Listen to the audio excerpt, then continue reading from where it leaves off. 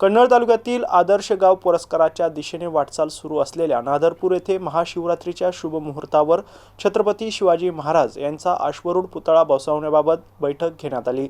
यावेळी संजय आबा निकम यांनी 1 लाख रुपये तर कैकशा पठाण यांनी 51,000 रुपये देणगी देणार असल्याचं जाहीर केलंय।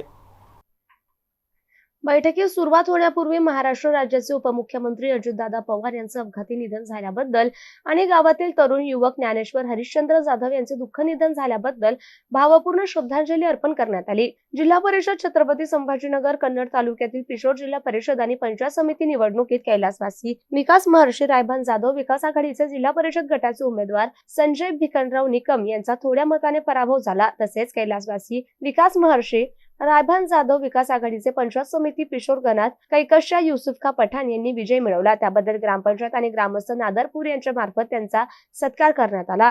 त्यानंतर छत्रपती शिवाजी महाराजांचा अश्वारूढ पुतळा बसवणे या संदर्भात बैठक घेण्यात आली आणि बैठकीत जिल्हा परिषद गटाचे उमेदवार संजय आबा निकम आणि पंचायत समिती सदस्य कैकशा पठाण यांनी आपलं मनोगत व्यक्त केलं। संजय आबा निकम यांनी पुतळ्यासाठी 1,01,000 रुपये देण्याचे तसेच नवनिर्वाचित पंचायत समिती सदस्य कैकशा युसुफ पठाण यांनी 51,000 रुपये देण्याचे जाहीर केलं। गावातील प्रत्येक उमेठा 5,000 रुपयाप्रमाणे लोकवर्गणी करण्याचं ठरवलं।